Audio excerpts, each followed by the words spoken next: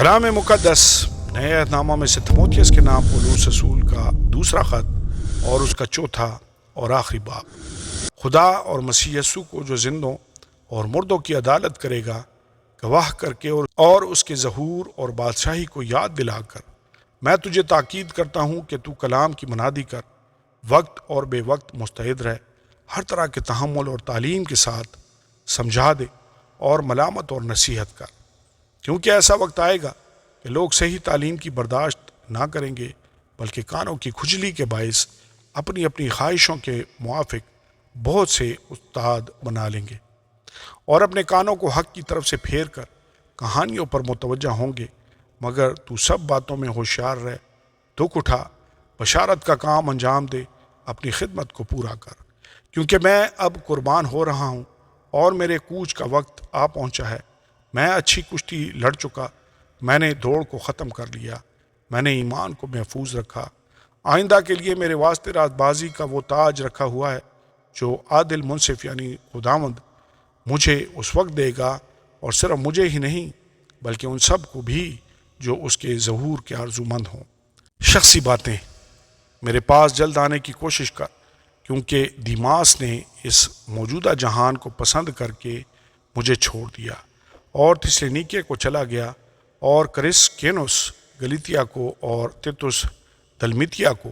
صرف لوکا میرے پاس ہے، مرکز کو ساتھ لے کر آ جا، کیونکہ خدمت کے لیے وہ میرے کام کا ہے۔